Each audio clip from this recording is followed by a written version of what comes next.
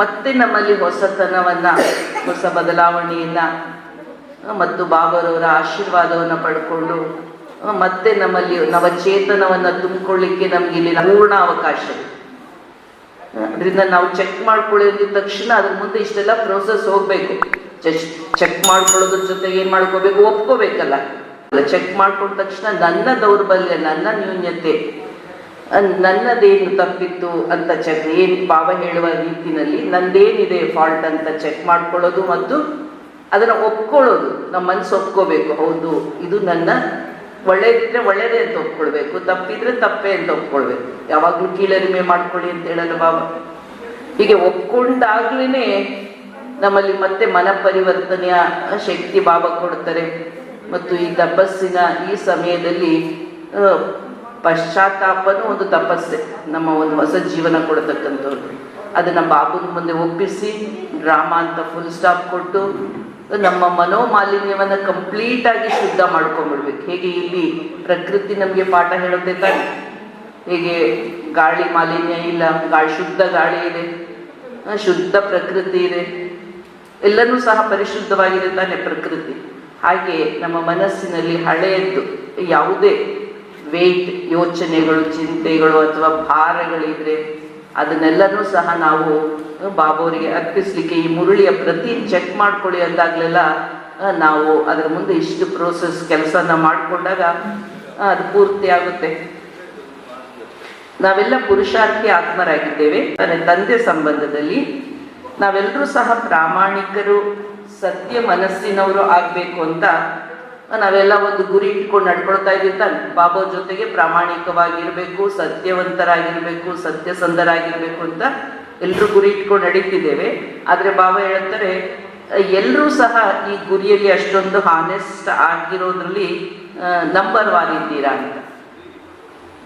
ಬಾಬನ ಜೊತೆನಲ್ಲಿ ಹಾನೆಸ್ಟ್ ಆಗೋದ್ರೊಳಗೆ ಎಲ್ಲರೂ ಏನಿದ್ದೀವಿ, number war ಇದ್ದೇವೆ. ಬಾಬಾ ಹೇಳ್ತಾರೆ ಎಷ್ಟೆಷ್ಟು ಹಾನೆಸ್ಟ್ ಆಗ್ತೀವೋ ಅಷ್ಟು ನಾವು ಹೋಲಿಯೆಸ್ಟ್ ಆಗ್ತೇವೆ. ಈಗ ಹಾನೆಸ್ಟ್ ಮತ್ತು ಅದರ ನೆಕ್ಸ್ಟೇ ಪದವಿ, ನೆಕ್ಸ್ಟ್ ಮೆಟ್ಲೆ ಹೋಲಿಯೆಸ್ಟ್. ನೋಡಿ, ಪ್ರಾಮಾಣಿಕತೆ ಇಂಥ ದೊಡ್ಡ ಮಹಾನ್ ದೈವಿ ಗುಣ ಆಗಿದೆ. ಎಷ್ಟೆಷ್ಟು ಹಾನೆಸ್ಟ್ ಪ್ರಾಮಾಣಿಕರು ಅಷ್ಟೆಷ್ಟು ಹೋಲಿಯೆಸ್ಟ್. ಸತ್ಯತೆ ಇತ್ತು ಅಂದರೆ ಅದ್ರ ಜೊತೆಗೆ ಸ್ವಚ್ಛತೆ, ಸ್ಪಷ್ಟತೆ, ಪ್ರಾಮಾಣಿಕತೆ, ಅದ್ರ ಮುಂದೆ ಹೇಳಿದ್ರಲ್ಲ ಬಾಬಾ ಈಗ ಹೋಲಿಯೆಸ್ಟ್. ಇದೆಲ್ಲ ಒಂದು ಗುಣ ಧಾರಣೆ ಮಾಡ್ಲಿಕ್ಕೆ ಒಂದು ಮೆಟ್ಲು ಹತ್ತಿದ್ರೆ ಉಳಿದಿದ್ದು ಒಂದೊಂದೇ ಅದ್ರ ಜೊತೆಗೆ ಬರ್ತಕ್ಕಂಥ ಗುಣಗಳು. ಹೋಲಿಯೆಸ್ಟ್ ಆಗ್ಲಿಕ್ಕೆ ಮುಖ್ಯವಾಗಿ ಬಾಬಾ ಏನು ಹೇಳ್ತಾರೆ, ಹಾನೆಸ್ಟ್ ಅಂದ್ರೇನೆ ಎಷ್ಟೆಷ್ಟು ಹಾನೆಸ್ಟೋ ಅಷ್ಟೆಷ್ಟು ಹೋಲಿಯೆಸ್ಟ್. ಹೋಲಿಯೆಸ್ಟ್ ಆಗ್ಬೇಕಾದ್ರೆ ಮೊದಲು ಏನು ಮಾಡ್ಬೇಕು, ಹಾಗಾದ್ರೆ ಬಾಪ್ಸೆ ಸಚ್ಚಾ ಬನನಾ ಹೇ. ಪರಮ ಪೂಜ್ಯರಾಗಬೇಕಾದ್ರೆ ಪರಮ ಸತ್ಯ, ಸತ್ಯಂ ಶಿವಂ ಸುಂದರಂ, ಸತ್ಯನೇ ಆಗಿರ್ತಕ್ಕಂತಹ ಭಗವಂತನ ಜೊತೆ, ಬಾಬಾವರ ಜೊತೆಗೆ ಸತ್ಯವಂತರಾಗಿರ್ಬೇಕು. ಅಂದ್ರೆ ಬಾಬನ ಜೊತೆಗೆ ಸತ್ಯವಂತರು ಅಂದ್ರೇನು, ಬಾಬಾ ಪರಮಾತ್ಮ ನಿರಾಕಾರ ಜ್ಯೋತಿ. ನಾವು ಆತ್ಮ ಅಂತ ತಿಳ್ಕೊಂಡು ಆತ್ಮಸ್ಥಿತಿಗೆ ಬಂದಾಗ ನಾವು ಬಾಬಾ ಜೊತೆ ಸತ್ಯವಾಗಿದ್ದೀವಿ ಅಂತ. ಇಲ್ಲ ಬಾಬಾ ನಿರಾಕಾರ ಅವಿನಾಶಿ ಸದ್ಧರ್ಮ ಆತ್ಮಧರ್ಮ ಸ್ಥಾಪನೆ ಮಾಡ್ಲಿಕ್ಕೆ ಬಂದಿದ್ದಾರೆ ತಾನೆ. ಬಾಬಾ ಸದ್ಧರ್ಮ ದೇವತಾ ಧರ್ಮ ಅಂತ ಮುಂದೆ ಈ ಸಂಗಮ ಯುಗದಲ್ಲಿ ಆತ್ಮಧರ್ಮ ಸ್ಥಾಪನೆ ಮಾಡ್ತಿದ್ದಾರೆ ಬಾಬಾ. ಹೀಗೆ ಬಾಬಾ ಹೇಗೆ ಹೇಳ್ತಾರೋ ಹಾಗಾಗಿ ನಾವು ಅರ್ಥ ಮಾಡಿಕೊಂಡು ಧಾರಣೆ ಮಾಡಿಕೊಂಡು ಹಾಗೆ ನಿಭಾಯಿಸಿದ್ರೆ ಬಾಬಾ ಜೊತೆಗೆ ನಾವು ಸತ್ಯ ಜ್ಞಾನವನ್ನ ಒಪ್ಕೊಂಡು ನಡ್ಕೊಳ್ಳುವ ಸತ್ಯವಂತರಾಗ್ತೀವಿ. ಮತ್ತು ನಮ್ಮ ಸಾಕಾರ ಜೀವನದಲ್ಲೂ ನಮ್ಮ ಎಲ್ಲ ನಡೆನುಡಿಗಳಲ್ಲೂ ಬಾಬಾ ಜೊತೆಗೆ ನಾವೇನಿರ್ಬೇಕು, ಸತ್ಯವಂತರಾಗಿರ್ಬೇಕು. ಈಗ ನಮಗೆ ತಿಳ್ಕೊಳ್ಳಿ, ನಮ್ಮ ಜೊತೆಗೆ ಇರ್ತಕ್ಕಂಥವ್ರು ನಮ್ಮ ಜೊತೆಗೆ ಏನೋ ಮೋಸ ಮಾಡ್ತಿದ್ದಾರೆ, ಸುಳ್ಳು ಹೇಳ್ತಿದ್ದಾರೆ ಅಂದರೆ ನಮಗೆ ಅವ್ರ ಮೇಲೆ ಪ್ರೀತಿ ಬರುತ್ತಾ? ಅಷ್ಟು ಒಂದ್ಸಲ ಎರಡು ಸಲ ಏನೋ ನಾವು ತಿದ್ಕೊಳ್ಳಿ ಅಂತ ಹೇಳ್ಬೋದು. ಆಮೇಲೆ ಅವ್ರು ಯಾವಾಗಲೂ ನನ್ನನ್ನು ಯಾಮಾರಿಸ್ತಿದ್ದಾರೆ, ಸತ್ಯವಂತರಾಗಿಲ್ಲ ಅಂದಾಗ ಆಟೋಮೆಟಿಕ್ ಆಗಿ ಸುಮ್ಮನೆ ನಿಭಾಯಿಸೋಣ ಅನ್ಸುತ್ತೆ, ಒಳಗಿನಿಂದ ಬರೋದಿಲ್ಲ.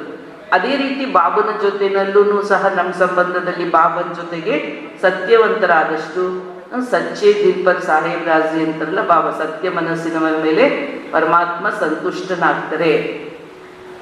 ಈಗ ಪವಿತ್ರತೆಯ ವಿಷಯದಲ್ಲಿ ಬಾಬಾ ಹೇಳ್ತಾರೆ, ಸಾಮಾನ್ಯವಾಗಿ ನಮ್ಮ ಸಂಸ್ಥೆಯಲ್ಲಿ ಪವಿತ್ರತೆ ಅಂದ್ರೆ ತಕ್ಷಣನೇ ನಾವೇನು ಹೇಳ್ತೀವಿ, ಚಿತ್ರದಲ್ಲಿ ತೋರಿಸ್ತೀವಲ್ಲ 4 ಆಧಾರ ಸ್ತಂಭಗಳು. ಪವಿತ್ರತೆ ಎಂದಾಗ ನಾವು ಬ್ರಹ್ಮಚರ್ಯವತವನ್ನ ಆತ್ಮದೃಷ್ಟಿಯನ್ನೇ ತೋರಿಸ್ತೀವಿ. ಇದ್ರ ಜೊತೆಗೆ ಬಾಬಾ ಹೇಳ್ತಾರೆ, ಪವಿತ್ರತೆ ಅಂದ್ರೆ ಕೇವಲ ಬ್ರಹ್ಮಚರ್ಯ ಮಾತ್ರನೇ ಪ್ಯೂರಿಟಿಯ ಹೈಯೆಸ್ಟ್ ಸ್ಟೇಜ್ ಅಂತ ಅಲ್ಲ. ಪವಿತ್ರತೆ ಅಂದ್ರೆ ನಾವಲ್ಲಿ ಅದನ್ನ ಅಷ್ಟೇ ಅನ್ಕೊಂಡ್ಬಿಡ್ತೀವಿ, ತೋರಿಸ್ಲಿಕ್ಕೆ ಒಂದು ಮಾತ್ರ ತೋರಿಸ್ಬೇಕಾಗತ್ತೆ, ಆತ್ಮದೃಷ್ಟಿ, ಬ್ರಹ್ಮಚರ್ಯ, ಪವಿತ್ರತೆ ಅಂತ. ಆದ್ರೆ ಪ್ಯೂರಿಟಿ ಅಂದ್ರೆ ಬ್ರಹ್ಮಚರ್ಯ ಮಾತ್ರ ಅಲ್ಲ. ನಾವು ಪ್ಯೂರಿಟಿನೇ, ಪವಿತ್ರತೆ ಹೈಯೆಸ್ಟ್ ಸರ್ವೋಚ್ಚವಾದ ಸ್ಥಿತಿ ಪ್ಯೂರಿಟಿ ಅನ್ಕೊಂಡ್ಬಿಟ್ಟಿದೀವಿ. ಆದ್ರೆ ಈ ಪ್ಯೂರಿಟಿ ನಮ್ದು ಸರ್ವೋಚ್ಚವಾದ ಸ್ಥಿತಿಯಲ್ಲಿ ಇದ್ದೀವಿ ಅಂತ, ಇದು ಒಂದು 100% ರೈಟ್, ಕರೆಕ್ಟ್. ಆದ್ರೆ ಅಷ್ಟೇ ಅಲ್ಲ ಅಂತ ಬಾಬಾ ಹೇಳ್ತಾರೆ. ಪ್ಯೂರಿಟಿ ಅರ್ಥಾತ್ ರಿಯಾಲಿಟಿ. ಪವಿತ್ರತೆ ಅಂದ್ರೆ ವಾಸ್ತವ ಸತ್ಯ, ನೈಜ ಸತ್ಯ. ಹೌದಾನೆ? ಪರಂಧಾಮದಲ್ಲಿ ನಾವು ಆತ್ಮ ಜ್ಯೋತಿಯಾಗಿದ್ದೀವಿ. ಆತ್ಮ ಸ್ವರೂಪದಲ್ಲಿದ್ದಾಗ ಆತ್ಮ ಏನಿದೆ? ಪವಿತ್ರತೆ ಆತ್ಮಕ್ಕೆ ಧಾರಣೆ ಮಾಡಬೇಕಾಗಿಲ್ಲ. ಆತ್ಮ ನ್ಯಾಚುರಲ್ ಆಗಿನೇ ಪವಿತ್ರವಾಗಿದ್ದೀವಿ, ಸ್ವಾಭಾವಿಕವಾಗಿ ಪವಿತ್ರವಾಗಿದ್ದೀವಿ, ನೈಜವಾಗಿಯೇ ಪವಿತ್ರವಾಗಿದ್ದೀವಿ. ಇದು ನಮ್ಮ ವಾಸ್ತವಿಕತೆ ಆಗಿದೆ. ಇಂತಹ ಸತ್ಯ ಮನಸ್ಸಿನವರೇ ದಿಲ್ವಾಲ ತಂದೆಯ ದಿಲ್ ತಖ್ತ್ ನಶೀನ್ ಮತ್ತು ದಿಲ್ ತಖ್ತ್ ನಶೀನ್ ಆದವರೇ ರಾಜ್ಯ ತಖ್ತ್ ನಶೀನ್ ಆಗ್ತಾರೆ. ಹೀಗೆ ಯಾರು ಪವಿತ್ರತೆಯ ಅರ್ಥವನ್ನ, ಪರಿಭಾಷೆಯನ್ನ ಈಗ ಸತ್ಯತೆ ಅಂತ ಅರ್ಥ ಮಾಡಿಕೊಂಡು ನಡ್ಕೊಳ್ತಾರೋ, ಇಂತಹ ಸತ್ಯ ಮನಸ್ಸಿನವರೇ ಬಾಬಾರವರ ಹೃದಯ ಸಿಂಹಾಸನ ಅವರಿಗೆ ಸಿಗುತ್ತೆ. ಅಂದ್ರೆ ಬಾಬಾರವರ ಮನಸ್ಸಿಗೆ ಪ್ರಿಯರಾಗ್ತಾರೆ, ಬಾಬಾರವರಿಗೆ ಪ್ರೀತಿ ಪಾತ್ರರಾಗ್ತಾರೆ, ಬಾಬಾರವರಿಗೆ ಇಷ್ಟವಾದವರಾಗ್ತಾರೆ. ಹೀಗೆ ಸಂಗಮ ಯುಗದಲ್ಲಿ ಬಾಬಾರ ಮನಸ್ಸಿಗೆ ನಾವು ಮೆಚ್ಚುಗೆ ಆದ್ರೆ ಅಂತಹ ಬಾಬಾರವರ ಹೃದಯ ಸಿಂಹಾಸನದಲ್ಲಿರೋರೆ ನಾಳೆಯ ರಾಜ್ಯ ಸಿಂಹಾಸನಧಾರಿಗಳಾಗ್ತಾರೆ. ಗೊತ್ತಾಯ್ತಲ್ಲ? ರಾಜ್ಯ ಸಿಂಹಾಸನಧಾರಿ ಆಗ್ಬೇಕಾದ್ರೆ ಏನ್ ಮಾಡ್ಬೇಕು ಅಂತ, ಏನೇನ್ ಮಾಡ್ಬೇಕು? ಪವಿತ್ರತೆ. ಪವಿತ್ರತೆಯ ಅರ್ಥನೇ ಆಗಿದೆ ರಿಯಾಲಿಟಿ, ಸತ್ಯತೆ, ರಿಯಾಲಿಟಿ.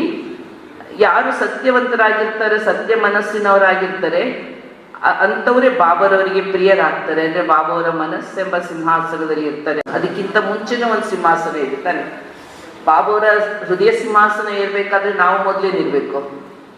ಪವಿತ್ರತೆಯ ಸಿಂಹಾಸನ ಅಂದ್ರೆ ಆತ್ಮಸ್ಥಿತಿಯಲ್ಲಿ ಇದ್ದಾಗ ನಮ್ಮ ಸ್ವಯಂನ ಭೃಕುಟಿಯ ಸಿಂಹಾಸನದಲ್ಲಿ ಆತ್ಮಸ್ಥಿತಿಯಲ್ಲಿ ವಾಸ್ತವಿಕ ಪವಿತ್ರತೆಯ ಸ್ಥಿತಿಯಲ್ಲಿ ಸ್ಥಿತ ಆದವರು ಬಾಬಾವರ ಹೃದಯ ಸಿಂಹಾಸನ. ಆ ಹೃದಯ ಸಿಂಹಾಸನದಿಂದ ಭವಿಷ್ಯ ರಾಜ್ಯ ಸಿಂಹಾಸನ. ಈ ರೀತಿಯಲ್ಲಿ ಬಾಬಾ ಸತ್ಯತೆಯನ್ನ, ಪವಿತ್ರತೆ, ಸತ್ಯತೆ, ಪ್ರಾಮಾಣಿಕತೆ ತಿಳಿಸ್ತಾ ಹೇಳ್ತಾರೆ. ಈಗ ವಾಸ್ತವಿಕದಲ್ಲಿ ಸತ್ಯತೆಯ ಪರಿಭಾಷೆ ಏನು? ಇಲ್ಲಿ ಸತ್ಯ ಮನಸ್ಸಿದೆ ಅಂದ್ರೆ ಅಲ್ಲೇನಿರುತ್ತೆ? ಮನಸ್ಸು ಸ್ವಚ್ಛ ಮನಸ್ಸು, ಸತ್ಯ ಸ್ವಚ್ಛ ಮನಸ್ಸು. ಇಲ್ಲಿ ಸತ್ಯ ಮತ್ತು ಸ್ವಚ್ಛ ಮನಸ್ಸಿರುತ್ತೆ, ಅದ್ರ ಜೊತೆಗೆ ಏನಿರುತ್ತೆ? ಸ್ಪಷ್ಟತೆ ಇರುತ್ತೆ. ಹೌದಾನೆ? ಹೀಗೆ ಒಂದು ಕನ್ನಡಿಯನ್ನ ಸ್ವಚ್ಛ ಮಾಡಿದಾಗ ಅದು ಸ್ಪಷ್ಟವಾಗಿ ಕಾಣುತ್ತೆ, ಏನಿದೆಯೋ ವಾಸ್ತವ ಅದೇ ಪಿಕ್ಚರ್ ಅದೇ ರೀತಿನಲ್ಲೇ ಕಾಣುತ್ತೆ. ಹಾಗೆ ನಾವೆಷ್ಟೆಷ್ಟು ಆತ್ಮ ಸತ್ಯವಾಗಿರ್ತೀವಿ, ಸತ್ಯತೆಯಲ್ಲಿ ಇರ್ತೀವೋ, ನಮ್ಮಲ್ಲಿ ಮಾನಸಿಕ ಮತ್ತು ಬುದ್ಧಿಯಿಂದ ಸಂಸ್ಕಾರದ ಸ್ವಚ್ಛತೆನೂ ಬರ್ತಾ ಹೋಗುತ್ತೆ. ಮತ್ತು ಅಷ್ಟೇ ನಮಗೆ ಸ್ಪಷ್ಟತೆ, ವರ್ತಮಾನ, ಭೂತ, ಭವಿಷ್ಯಗಳ ಸ್ಪಷ್ಟತೆನೂ ಇರುತ್ತೆ. ಈ ರೀತಿಯಲ್ಲಿ ಒಂದಕ್ಕೊಂದು ಲಿಂಕ್ ಆಗಿ ಇದೆಲ್ಲ ಶಕ್ತಿ ಗುಣಗಳು ಬರುತ್ತೆ. ಒಂದನೇದು ಪ್ಯೂರಿಟಿ, ಪವಿತ್ರತೆಯಲ್ಲಿ ಇರ್ತಕ್ಕಂಥವರಲ್ಲಿ ಹಾನೆಸ್ಟಿ ಮತ್ತು ರಿಯಾಲಿಟಿ ಮತ್ತು ಸ್ಪಷ್ಟತೆ, ಕ್ಲಾರಿಟಿ. ಮತ್ತು ಅಂಥವರೇ ಹೋಲಿಯಸ್ಟ್, ಪರಮ ಪೂಜ್ಯರಾಗ್ತಾರೆ. ಆದ್ರೆ ಆ ಪರಮ ಪೂಜ್ಯತೆಯ ಡಿಗ್ರಿ ಹೇಗೆ ಸಿಗುತ್ತೆ? ನಾವು ಪರಮ ಪೂಜ್ಯ ಆಗ್ಬೇಕಾಗುತ್ತಾ ಅಂತ ಪ್ರಶ್ನೆನೇ ಇಲ್ಲ. ಅಲ್ಲಿ ಕಾವಿ ಉಟ್ಟು ಆ ಪೀಠದಲ್ಲಿ ಕೂತವರೆಲ್ಲ ಪರಮ ಪೂಜ್ಯರೇ. ಆದ್ರೆ ಇಲ್ಲಿ ನಮ್ಗೆ ಪ್ರತಿಯೊಬ್ಬರಿಗೂ ಪರಮ ಪೂಜ್ಯರಾಗ್ತಕ್ಕಂತಹ ಒಂದು ವಿದ್ಯೆಯನ್ನ ಬಾಬಾ ಕಲಿಸ್ಕೊಡ್ತಾ ಇದ್ದಾರೆ. ಯಾರು ಪರಮ ಪೂಜ್ಯರಂತ ಬಾಬಾ ಹೇಳ್ತಿದ್ದಾರೆ? ಈಗ ಹೋಲಿಯಸ್ಟ್ ಯಾರಾಗ್ತಾರೆ?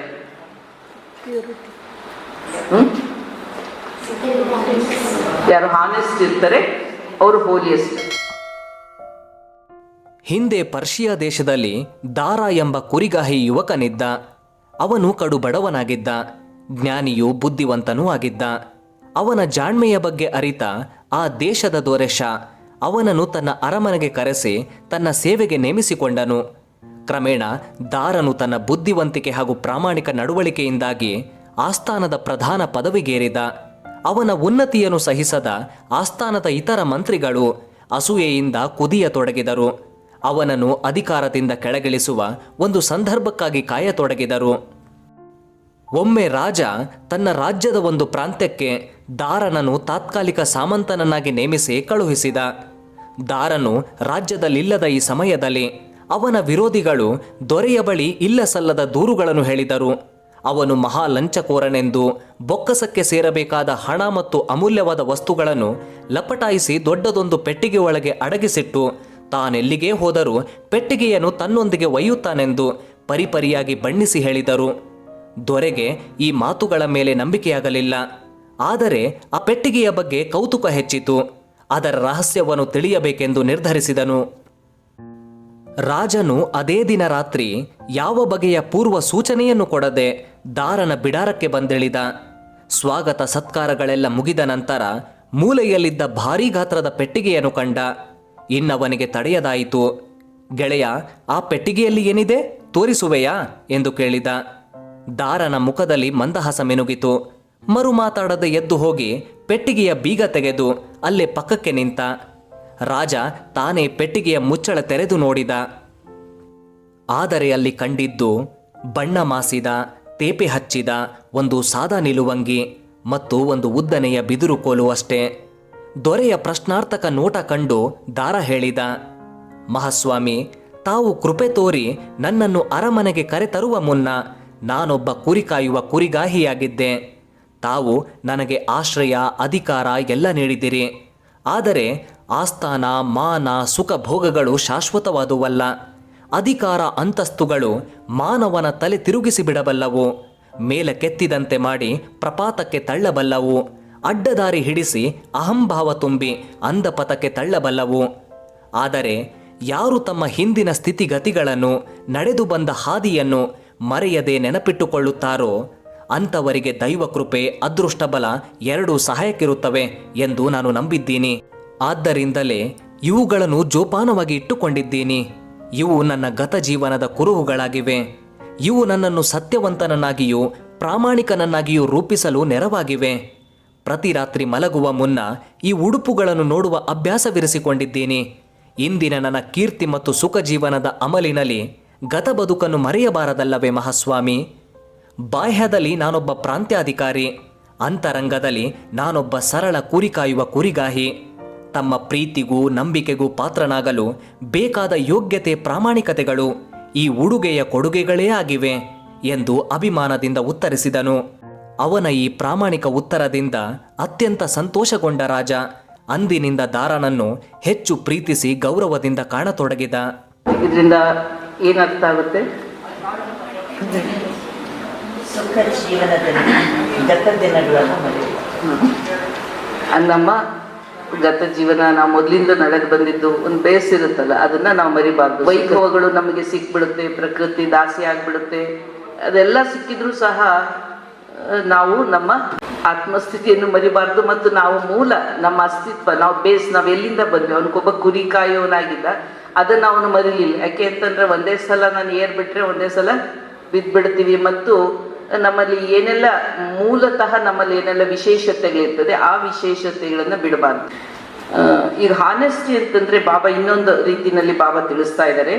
ಬಾಬರವರಿಂದ ಸಿಕ್ಕಿರ್ತಕ್ಕಂಥ ಖಜಾನೆಗಳು, ಈಗ ಒಂದು ಸ್ಟೋರಿ ಕೇಳಿದ್ವಲ್ಲ, ಅದಕ್ಕೆ ಲಿಂಕ್ ಆಗುತ್ತೆ ಈಗ ಮುಂದಿನ ವಿಷಯ.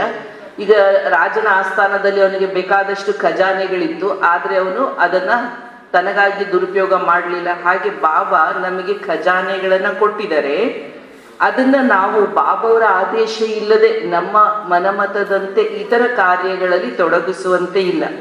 ಒಂದ್ ವೇಳೆ ಹಾಗೇನಾದ್ರೂ ಮನಮತ ಪರಮತದಿಂದ ನಾವು ಅದನ್ನು ವಿನಿಯೋಗಿಸಿದ್ರೆ ಬಾಬಾ ಏನ್ ಹೇಳ್ತಾರೆ, ಅಮಾನತ್ ಮೇ ಖಯಾನತ್, ಅಂದ್ರೆ ಪರವಸ್ತುವನ್ನ ನನ್ನದು ಅಂತ ತಗೊಂಡಾಗ ಅದೇನಾಯ್ತು, ಕಳ್ಳತನ ಆಗ್ಬಿಡ್ತು. ಆ ರೀತಿನಲ್ಲಿ ಬಾಬಾ ಅದನ್ನ ವಿಶ್ವಾಸ ಘಾತ, ನಂಬಿಕೆ ದ್ರೋಹ ಅನ್ನೋ ಪದಗಳಲ್ಲೂ ಅರ್ಥ ಮಾಡ್ಕೋಬಹುದು. ಖಯಾನತ್ ಮೇ ಅಮಾನತ್ ಅಂತ ಅಂದ್ರೆ ಬಾಬಾ ನಮ್ಗೆ ಏನ್ ಖಜಾನೆ ಕೊಟ್ಟಿದ್ದಾರೆ, ನಮ್ಗೆ ಹೇಳಿದ್ರೆ ಗುಣ, ಜ್ಞಾನ, ಶಕ್ತಿ ಅಂತ ಸಾಮಾನ್ಯವಾಗಿ ಹೇಳ್ತೀವಿ, ಹೌದಾನೆ? ಬಾಬಾ ಕೊಟ್ಟಿರೋ ಖಜಾನೆ. ಆದ್ರೆ ಬಾಬಾ ತಿಳಿಸ್ತಾ ಇದ್ದಾರೆ, ನಿಮಗೆ ನಾನು ಸಮಯವೂ ಒಂದು ಖಜಾನೆ. ಗುಣ, ಜ್ಞಾನ, ಶಕ್ತಿ ಬಾಬಾಗ್ ಬಂದ್ಮೇಲೆ ಕೊಟ್ರು. ಆದರೆ ನಮ್ಮ ಹತ್ರ ಮೊದಲೇ ಶ್ವಾಸ ಇತ್ತು, ಮೊದಲೇ ಸಂಕಲ್ಪ ಇತ್ತು, ಮೊದಲೇ ಮಾತಾಡೋ ಶಕ್ತಿ ಇತ್ತು, ಕರ್ಮ ಮಾಡೋದಿತ್ತು. ಆದರೆ ಅದೆಲ್ಲ ನಂದಲ್ವಾ, ಅದಕ್ಕೆ ನಾನು ಅದನ್ನ ಇಷ್ಟ ಬಂದಾಗ ಮಾಡ್ಕೊಳ್ತೀನಿ. ಗುಣ ಜ್ಞಾನ ಶಕ್ತಿ ಮಾತ್ರ ಸೇವೆಗೆ ಉಪಯೋಗಿಸ್ತೀನಿ. ಇನ್ನು ನನ್ನ ಸಂಕಲ್ಪ, ನನ್ನ ಮಾತು, ನನ್ನ ಸಮಯನ ನನ್ನ ಮನಮತದಂತೆ ಬಳಸ್ತೀನಿ ಅಂದ್ರೆ ಅಲ್ಲ. ಬಾಬಾ ಹೇಳ್ತಾರೆ, ಇವು ಸಹ ನೀವು ಬಾಬನಿಗೆ ಒಂದ್ಸಲ ಅರ್ಪಿಸಿದ ಮೇಲೆ ಅದು ನಿಮ್ದಲ್ಲ. ಅದೆಲ್ಲ ಏನಾಯ್ತು, ಬಾಬಾವ್ರಿಗೆ ಅರ್ಪಿಸಿ ಆದ್ಮೇಲೆ ನಿಮ್ಮ ಸಂಕಲ್ಪ, ಮನವಚನ, ಕರ್ಮ, ಸಮಯ, ಶ್ವಾಸವು ಬಾಬಾವ್ರಿಗೆ ಅರ್ಪಣೆ ಆಯ್ತಲ್ವಾ. ಸಮಯ, ಶ್ವಾಸ, ಸಂಕಲ್ಪ, ವಾಣಿ, ಕರ್ಮವನ್ನ ಸಂಘ ದೋಷದಲ್ಲಿ ಅಥವಾ ಮನಮತ ಪರಮತದಲ್ಲಿ ವ್ಯರ್ಥವಾಗಿ ಕಳೆದ್ರೆ ಅದು ಹಾನೆಸ್ಟಿ ಅಲ್ಲ ಅಂತ ಬಾಬಾ ಹೇಳ್ತಾರೆ.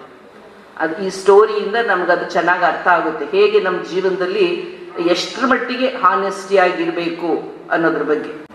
ಪರಮತ ಮತ್ತು ಸಂಘ ದೋಷದಲ್ಲಿ ವ್ಯರ್ಥವಾಗಿ ಕಳೆದ್ರೆ ಅದು ಹಾನೆಸ್ಟಿ ಅಲ್ಲ. ಅರ್ಥಾತ್ ಸ್ವಚಿಂತನೆಗೆ ಬದಲಾಗಿ ಪರಚಿಂತನೆ ಮಾಡಿದ್ರೆ ಇದು ಪ್ರಾಮಾಣಿಕತೆ ಅಲ್ಲ ಅಂತ ಬಾಬಾ ಹೇಳ್ತಾರೆ. ನಮಗೆ ಸಂಕಲ್ಪ ಬಾಬನಿಗೆ ಅರ್ಪಿಸಿದ್ದೀವಿ, ಬಾಬಾ ಹೇಳಿದ ಕಾರ್ಯಕ್ಕೆ ಮಾತ್ರ ನಮ್ಮ ಸಂಕಲ್ಪಗಳನ್ನ, ಅವರ ಆದೇಶದಂತೆ ನಾವು ಸಂಕಲ್ಪಗಳನ್ನ ಮಾಡೋದು. ಅದಕ್ಕೆ ಬದಲಾಗಿ ನಮ್ಮ ಇಚ್ಛೆಯಂತೆ ಸ್ವಚಿಂತನೆಗೆ ಬದಲಾಗಿ ಪರಚಿಂತನೆ ಮಾಡಿದ್ರೆ ಅದು ಪ್ರಾಮಾಣಿಕವಾದ ಮನಸ್ಥಿತಿ ಅಲ್ಲ, ಸಂಕಲ್ಪ ಸ್ಥಿತಿ ಅಲ್ಲ. ಸ್ವಮಾನಕ್ಕೆ ಬದಲಾಗಿ ಅಭಿಮಾನದಲ್ಲಿ ಬಂದ್ರೆ, ಶ್ರೀಮತಕ್ಕೆ ಬದಲಾಗಿ ಪರಮತದಂತೆ ನಡ್ಕೊಂಡ್ರೆ ಇದಕ್ಕೆ ಪ್ರಾಮಾಣಿಕತೆ ಅಂತ ಹೇಳಲಿಕ್ಕೆ ಆಗೋದಿಲ್ಲ ಅಂತ ಭಾವ ಹೇಳುತ್ತೆ. ಇಷ್ಟು ಸೂಕ್ಷ್ಮವಾಗಿದೆ ಪ್ರಾಮಾಣಿಕತೆಯ ಪರಿಭಾಷೆ. ಸ್ವಚಿಂತನೆ ಬದಲಾಗಿ ಪರಚಿಂತನೆ, ಅದೊಂದು ಎಕ್ಸಾಂಪಲ್ 3 ಕೊಟ್ಟಿದ್ದಾರೆ. ಇದೇ ತರ ಎಲ್ಲ ವಿಷಯದಲ್ಲೂ ನಾವು ಚೆಕ್ ಮಾಡ್ಕೋಬೇಕು, ನಾವು ಎಷ್ಟು ಮಟ್ಟಿಗೆ ಪ್ರಾಮಾಣಿಕತೆಯಲ್ಲಿದ್ದೀವಿ. ಈ ಖಜಾನೆಗಳನ್ನ ಬಾಬಾ ನಮಗೆ ವಿಶ್ವ ಸೇವೆಗೋಸ್ಕರ ಕೊಟ್ಟಿದ್ದಾರೆ. ಯಾವ ಕಾರ್ಯಕ್ಕಾಗಿ ಕೊಟ್ಟಿದ್ದಾರೋ ಆ ಕಾರ್ಯದ ಬದಲಾಗಿ ಅನ್ಯ ಕಾರ್ಯಕ್ಕೆ ಬಳಸಿದ್ರೆ ಇದನ್ನ ಬಾಬಾ ಹೇಳ್ತಾರೆ ಅಮಾನತ್ ಮೇ ಖಯಾನತ್. ವಿಶ್ವ ಕಲ್ಯಾಣಕ್ಕೇನೆ ನಮ್ದು ತೊಡಗ್ಬೇಕು. ಏನು? ಸಮಯ, ಸಂಕಲ್ಪ, ಮಾತು, ಕರ್ಮ, ಶ್ವಾಸ.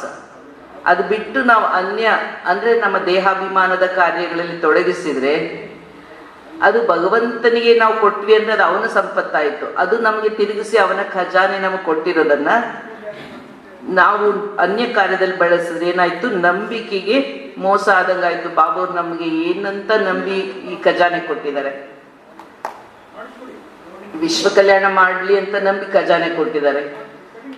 ಅವನ ಸಂಪತ್ತನ್ನ ನಾವು ನಮ್ಮ ಇಷ್ಟ ಬಂದಂಗೆ ಬಳಸಿದ್ರೆ ಅದೊಂದು ನಂಬಿಕೆನ ನಾವು ಬ್ರೇಕ್ ಮಾಡ್ದಂಗಾಗುತ್ತೆ, ಬ್ರೇಕ್ ಆಫ್ ಟ್ರಸ್ಟ್ ಅಂತ ಹೇಳಾಗುತ್ತೆ. ಅದರಿಂದ ಇದು ಅತ್ಯಂತ ಮಹತ್ತರವಾದಂತಹ ಪವಿತ್ರತೆಯ ಸ್ಟೇಜ್ ಆಗಿದೆ. ಯಾವುದು? ಪ್ರಾಮಾಣಿಕತೆ ಅನ್ನೋದು ಅತಿ ಮಹತ್ವದ ಪವಿತ್ರತೆಯ ಪರಿಭಾಷೆಯಲ್ಲಿ ಅತಿ ಉನ್ನತ ಮಟ್ಟದ ಸ್ಥಿತಿ ಅಂದ್ರೆ ಈ ತರದ ಪ್ರಾಮಾಣಿಕತೆ.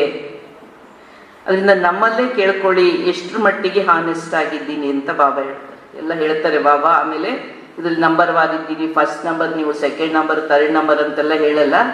ನಿಮ್ಮಲ್ಲೇ ನೀವು ಕೇಳ್ಕೊಳ್ಳಿ. ಮನವಚನ, ಕರ್ಮ, ಸಂಕಲ್ಪ, ಸಮಯ ಮತ್ತು ಶ್ವಾಸ, ಇದನ್ನ ಎಷ್ಟು ವಿಶ್ವ ಕಲ್ಯಾಣದ ಸೇವೆಯಲ್ಲಿ ತೊಡಗಿಸ್ತಾ ಇದ್ದೀನಿ, ಎಷ್ಟು ಮನಮತದಂತೆ ನಡೆಸ್ತಾ ಇದ್ದೀನಿ, ಅಥವಾ ಎಷ್ಟು ವ್ಯರ್ಥದಲ್ಲಿ ಕಳೀತಾ ಇದ್ದೀನಿ ಏನು ಅಂತ ತಮ್ಮಲ್ಲೇ ತಾವು ಕೇಳ್ಕೊಳ್ಳಿ. ಅದರ ಅನುಸಾರವಾಗಿ ನಾವು ಅಷ್ಟು ಹಾನೆಸ್ಟ್ ಇದ್ದೀವಿ, ಆ ಹಾನೆಸ್ಟ್ ಅನುಸಾರವಾಗಿ ನಾವು ಪರಮ ಪೂಜ್ಯ ಇದ್ದೀವಿ, ಅದಕ್ಕನುಸಾರವಾಗಿ ಬಾಬರವರ ಪ್ರಿಯರಾಗಿದ್ದೀವಿ, ಅದಕ್ಕನುಸಾರವಾಗಿ ವರ್ತಮಾನದಲ್ಲಿ ಬಾಬಾವರ ಹೃದಯ ಸಿಂಹಾಸನ, ಅದಕ್ಕನುಸಾರವಾಗಿ ಭವಿಷ್ಯದ ಸಿಂಹಾಸನ ಎಲ್ಲ ನಮ್ಗೆ ಕೊಟ್ಬಿಟ್ಟಿದ್ದಾರೆ ತಾನೆ ಬಾಬಾವರು. ಈ ಹಾನೆಸ್ಟ್ ಅಂದ್ರೆ ಇದರ ಜೊತೆಗೆ ಏನು, ಇದೆಲ್ಲ ಇದೇ ಸರಿ, ಇದನ್ನ ನಾವು ಹಾನೆಸ್ಟ್ ಆಗಿ ಒಪ್ಕೋಬೇಕಲ್ಲ. ಈಗ ನಾನು ಏನಿದ್ದೀನಿ ಅಂತ ನಾನು ಮೊದಲನೇದು ಅರ್ಥ ಮಾಡ್ಕೋಬೇಕು. ಮೊದಲು ಬಾಬಾರು ಹೇಳಿದ್ದೆಲ್ಲ ನಾನೇ ಅಲ್ಲ, ಬಾಬನ್ ಹೀಗಿರಿ ಎಂದಿದ್ದಾರೆ, ಅದ್ರಲ್ಲಿ ನಾನು ಎಷ್ಟು ಮಟ್ಟಿಗಿದ್ದೀನಿ ಅಂತ ನಮ್ಮನ್ನ ನಾವು ಅರ್ಥ ಮಾಡ್ಕೋಬೇಕು. ಆಮೇಲೆ ಸರಿ ಇದ್ದದನ್ನ ಸರಿ ಅಂತ ಒಪ್ಕೊಳ್ಳೋಣ, ತಪ್ಪಿದ್ದದನ್ನ ತಪ್ಪಿದೆ ನನ್ನಲ್ಲಿ ಒಪ್ಕೊಂಡಾಗ ಮನಸ್ಸಾಕ್ಷಿಯಿಂದ ನಾವು ಒಪ್ಕೋಬೇಕು, ಆತ್ಮಸಾಕ್ಷಿಯಿಂದ ಒಪ್ಕೋಬೇಕು, ಮುಕ್ತತೆಯಿಂದ ಒಪ್ಕೋಬೇಕು. ಅಲ್ಲಿಂದ ಪರಿವರ್ತನೆಯ ಒಂದು ಇದು ಶುರುವಾಗುತ್ತೆ. ಹಾನೆಸ್ಟ್ ಬಾಬಾ ಮತ್ತೊಂದು ಹೇಳ್ತಾರೆ, ಎಲ್ಲರ ಬಗ್ಗೆ ಶುಭ ಕಾಮನೆ ಮತ್ತು ಶ್ರೇಷ್ಠ ಭಾವನೆ ಇದೆಯಾ? ಹಾನೆಸ್ಟ್ ಅಂದರೆ ನಾನು ಚೆನ್ನಾಗಿರ್ಬೇಕು ಅಂತ ನಮ್ಗೆ ಹಾನೆಸ್ಟಾಗಿ ಯೋಚನೆ ಮಾಡ್ತಿರ್ತಾನೆ. ನಾನು ಹೀಗಿರಬೇಕು, ನಾನು ಒಳ್ಳೇದಾಗಬೇಕು, ನನಗೇನು ಕೇಡಾಗಬಾರ್ದು, ನಾನು ಮುಂದೋಗ್ಬೇಕು, ನನ್ನ ಬಗ್ಗೆ ಏನೇನು ಶುಭ ಭಾವನೆಗಳಿರುತ್ತೆ ನಮಗೆ. ಅದೇ ರೀತಿ ನನ್ನಂಗೆ ಎಲ್ರಿಗೂ ಒಳ್ಳೇದಾಗಲಿ, ಎಲ್ಲರೂ ಚೆನ್ನಾಗಿರಲಿ, ಈ ರೀತಿ ಈ ಶುಭ ಭಾವನೆ, ಶುಭ ಕಾಮನೆ ಇದೆಯಾ? ಇದು ಒಂದು ಎಲ್ಲರ ಬಗೆಗಿರ್ತಕ್ಕಂತಹ ಪ್ರಾಮಾಣಿಕ ಭಾವನೆ. ನಾಲ್ಕನೇದಾಗಿ ಸಂಕಲ್ಪ, ಮಾತು ಮತ್ತು ಕರ್ಮದಲ್ಲಿ ಆನೆಸ್ಟ್ ಆಗಿರ್ತಕ್ಕಂಥವ್ರು ನಿಮಿತ್ತ ಮತ್ತು ನಿರ್ಮಾಣವಾಗಿರ್ತಾರೆ. ಆನೆಸ್ಟ್ ಅಂದರೆ ಕರಂಕರವರ ಬಾಬಾ ಮಾಡಿಸ್ತಾರೆ, ನಾನು ನಿಮಿತ್ತರು ಅಂದರೆ ಸೇವಕರು. ನಿಮಿತ್ತ ಅಂದರೆ ನಿಯಮಿತವಾದವರು, ಬಾಬರವರಿಂದ ನೇಮಿಸಲ್ಪಟ್ಟವರು. ಹೀಗೆ ನಿಮಿತ್ತ ಮತ್ತು ಯಾರು ನಾವು ನಿಮಿತ್ತರು ಯಾರಾಗಿದ್ವಿ? ನಾವೆಲ್ಲ ಸೇವಾಧಾರಿಗಳು, ಸೇವಕರು ತಾನೆ. ಸೇವಕರು ಯಾವಾಗಲೂ ಯಾವ ಭಾವದಲ್ಲಿರ್ತಾರೆ? ಸೇವಾ ಭಾವ ಅಂದರೆ ಸೇವಾ ಭಾವನೆ, ವಿನಮ್ರತೆಯ ಭಾವ ನಿರ್ಮಾಣವಾಗಿರ್ತಾರೆ. ಈಗ ಐದನೇದು ಹಾನೆಸ್ಟ್ ಅಂದರೆ ಅವರು ಪ್ರತಿ ಹೆಜ್ಜೆನಲ್ಲೂ ಸಮರ್ಥ ಸ್ಥಿತಿಯನ್ನು ಅನುಭವ ಮಾಡ್ತಾರೆ. ಏಕೆಂದರೆ ಅವರಿಗೆ ಸತ್ಯತೆಯ ಒಂದು ಅಥಾರಿಟಿ ಅವರ ಬುದ್ಧಿಯಲ್ಲಿ ಇರುತ್ತೆ. ಬಾಬರವರ ಜೊತೆಯಲ್ಲಿ ಅವರು ಲಿಂಕ್ ಆಗಿರ್ತಾರೆ. ಹೀಗೆ ಬಾಬರವರ ಆಜ್ಞಾನುಸಾರವಾಗಿ ಅವರು ನಿಷ್ಠಾವಂತರಾಗಿರ್ತಾರೆ. ಹಾನೆಸ್ಟ್ ಅನ್ನೋದಕ್ಕೆ ಇನ್ನೊಂದು ಪದ ಪ್ರಾಮಾಣಿಕರು, ನಿಷ್ಠಾವಂತರು. ಅಂದರೆ ಬಾಬರವರಿಗೆ ಅವರು ನಿಷ್ಠೆಯಿಂದ ನಡ್ಕೊಳ್ತಕ್ಕಂಥವ್ರು. ಆದ್ರಿಂದ ಅವರ ಪ್ರತಿ ಹೆಜ್ಜೆನಲ್ಲೂ ಇದಕ್ಕೆ ಭಗವಂತ ಯಾವತ್ತೂ ಫೇಲ್ಯೂರ್ ಆಗೋದಿಲ್ಲ. ಬಾಬರವರು ಸದಾ ಸಮರ್ಥರಾಗಿರೋದ್ರಿಂದ ಅವರ ಜೊತೆಯಲ್ಲಿ ಹೆಜ್ಜೆ ಹಾಕ್ತಕ್ಕಂಥವರು ಸಮರ್ಥ ಸ್ಥಿತಿ ಅನುಭವ ಮಾಡ್ತಾರೆ. ಆದ್ರೆ ಇದು ಹಾನೆಸ್ಟ್ ಅರ್ಥಾತ್ ಪ್ರತಿ ಹೆಜ್ಜೆಯಲ್ಲೂ ಏರುವ ಕಳೆ, ಅಂದ್ರೆ ಪ್ರತಿ ಹೆಜ್ಜೆನಲ್ಲೂ ಅವರಿಗೆ ವಿಕಾಸ, ಆತ್ಮವಿಕಾಸ ಅನುಭವ ಆಗ್ತಾ ಹೋಗುತ್ತೆ. ಅದರ್ಥ ನಮ್ಗೇನು ಕಷ್ಟಗಳೇ ಬರಬಾರ್ದು, ಪರಿಸ್ಥಿತಿಗಳೇ ಬರಬಾರ್ದು, ಯಾವಾಗ್ಲೂ ಹಾರುವ ಕಳೆ ಹಾಕ್ತಾ ಇರ್ಬೇಕು ಅಂತಲ್ಲ. ನಾವು ಅಳತೆ ಮಾಡೋದು ನಮ್ಮ ಕಷ್ಟ, ನಮ್ಮ ಪರಿಸ್ಥಿತಿ ನೋಡಿ ನಾವು ಕಡಿಮೆ, ನಾವು ಹೆಚ್ಚು ಅಂತ ಅರ್ಥ ಮಾಡ್ಕೊಳ್ಳೋದಲ್ಲ. ಆ ಪರಿಸ್ಥಿತಿ, ಆ ಸನ್ನಿವೇಶಗಳನ್ನು ನಾವು ಹೇಗೆ ದಾಟಿ ನಾವು ಹೇಗೆ ನಿಶ್ಚಯ ಬುದ್ಧಿ ಇನ್ನೂ ಅನುಭವಿಗಳಾಗಿ ಮುಂದೆ ಹೋಗ್ತಾ ಇದ್ವಿ, ಅದು ನಿಶ್ಚಯ ಬುದ್ಧಿಯ ಪರೀಕ್ಷೆ. ಹೀಗೆ ಪ್ರಾಮಾಣಿಕವಾಗಿರ್ತಕ್ಕಂಥವ್ರು ತಮ್ಮ ಜೀವನದಲ್ಲಿ ಏನೇ ಪರಿಸ್ಥಿತಿಗಳಿದ್ರು ಅಲ್ಲಿ ಅವರು ಏರುವ ಕಳೆಯಲ್ಲಿ ಅವರು ಉನ್ನತಿ, ಆತ್ಮವಿಕಾಸದ ಅನುಭವ ಅಂತಕ್ಕಂಥದ್ದನ್ನ ಮಾಡ್ತಾರೆ. ಹಾನೆಸ್ಟ್ अर्थात जैसा बाप है, बाप जो है जैसा है, बाप बच्चों के आगे प्रत्यक्ष है, वैसे बच्चे जो है जैसे है वैसे ही बाप के आगे स्वयं को प्रत्यक्ष करे. ಈಗ ಬಾಬರವರು ಹಾನೆಸ್ಟ್ ಆಗಿ ನಮ್ಮ ಮುಂದೆ ತಮ್ಮನ್ನ ಒಪ್ಕೊಂಡಿದ್ದಾರೆ ತಾನೆ. ನಮ್ಗೆ ಪರಿಚಯ ಹೇಗೆ ಕೊಟ್ರು, ಸ್ವಲ್ಪ ಯಾಮಾರಿಸ್ಲಿಲ್ಲ. ನಮ್ಗೆ ಸ್ಪಷ್ಟವಾಗಿ ಏನಿದ್ದೀನಿ, ಹೇಗಿದ್ದೀನಿ ಅದನ್ನ ಯಥಾವತ್ತಾಗಿ ವಾಸ್ತವಿಕ ಸತ್ಯವನ್ನ ನಮ್ಮ ಎದುರುಗಡೆ ತೆರೆದಿಟ್ರು. ಜೋ ಹೇ ಜೈಸಾ ಹೇ, ಹಾಗೆ ಮಕ್ಕಳ ಎದುರುಗಡೆ ಪ್ರತ್ಯಕ್ಷ ಆದ್ರು. ಹಾಗೆ ನಾವು ಮಕ್ಕಳು ಸಹ ಜೋ ಹೇ ಜೈಸಾ ಹೇ ವೈಸೆ ಹಿ ಬಾಪ್ಗೆ ಆಗೆ ಸ್ವಯಂಕೋ ಪ್ರತ್ಯಕ್ಷ ಕರೆ. ಅಂದ್ರೆ ನಾವು ಇದ್ದಂಗೆ ಬಾಬನ ಎದುರುಗಡೆ ನಮ್ಮನ್ನ ಒಪ್ಕೊಳ್ತಾ ಇರ್ಬೇಕು. ऐसा नहीं कि बाबा तो सब कुछ जानता है, लेकिन बाप के आगे स्वयं को प्रत्यक्ष करना सबसे बड़े बड़ा सहज चढ़ती कला का साधನೆ. ಈಗ ನಮ್ದು ಏನೇ ಏರು ಇಳಿತಗಳಿದೆ ಅದನ್ನ ಹಾಗೇನೆ ಬಾಬಾವ್ರ ಎದುರುಗಡೆ ಹೇಳ್ಕೋಬೇಕು, ಒಪ್ಕೋಬೇಕು. ಬಾಬನಿಗೆ ಎಲ್ಲ ಗೊತ್ತು ಅಂತ ಸುಮ್ಮನಿರೋದಲ್ಲ. ಹೀಗೆ बाप के आगे स्वयं को प्रत्यक्ष करना सबसे बड़ा चढ़ती कला का साधನೆ. ನಮ್ಮ ವಾಸ್ತವಿಕ ಸ್ಥಿತಿಗತಿಗಳಂತೆನೆ ಬಾಬನ ಎದುರುಗಡೆ ನಮ್ಮನ್ನ ಒಪ್ಪಿಸ್ಕೊಳ್ಳೋದು, ಅಂದ್ರೆ ಬಾಬನ ಎದುರುಗಡೆ ಸ್ಪಷ್ಟಪಡಿಸ್ಕೊಳ್ಳೋದು ಸಹ ಅತ್ಯಂತ ಎಲ್ಲಕ್ಕಿಂತ ಹಿರಿದಾದ ಏರುವ ಕಳೆಯ ಸಾಧನೆ ಆಗಿದೆ. ಹೀಗಿದೆ ಡಾಕ್ಟರ್ ಹತ್ರ ಹೋಗ್ಬಿಟ್ಟು ಏನೇನು ಆರೋಗ್ಯ ಚೆನ್ನಾಗಿದೆ ಅನ್ನೋದನ್ನ ಹೇಳ್ತೀರಾ? ಎಲ್ಲಿ ನಮ್ದು ಮೈನರ್ ಅಥವಾ ಸ್ವಲ್ಪ ಮೈನಸ್ ಇದೆಯೋ ಅದನ್ನ ನಾವು ಅವ್ರ ಹತ್ರ ಹೇಳ್ತಿರ್ತಾನೆ. ಆಗಾಗ ಈ ಕಾಲು ನೋವು, ತೇವನ ಇದಿರೋದನ್ನ ಹೇಳ್ತೀವಿ. ಹಾಗೆ ಬಾಬವ್ರ ಎದುರುಗಡೆ ನಮ್ಮ ಹೆಚ್ಚುಗಾರಿಕೆಯನ್ನ, ನಮ್ಮ ಒಳ್ಳೆತನವನ್ನ ಅಥವಾ ದೊಡ್ಡವ್ರ ಎದುರುಗಡೆ ನಮ್ಮ ಒಳ್ಳೆತನನೇ ಹೇಳೋದಲ್ಲ, ಅದ್ರ ಜೊತೆಗೆ ಅದು ಹೇಳ್ಬೇಕು. ಯಾಕೆಂದ್ರೆ ನಮಗೆ ನಮ್ಮ ಖುಷಿನೂ ಬೇಕಲ್ಲ. ನಾವು ಒಳ್ಳೇದ್ ಮಾಡಿದಾಗ ನಮ್ಮ ಖುಷಿನೂ ಆಗ್ಬೇಕಲ್ವಾ. ಆತ್ಮವಿಶ್ವಾಸ ಹೆಚ್ಚಲಿಕ್ಕೆ ಅದನ್ನು ಇಟ್ಕೋಬೇಕು.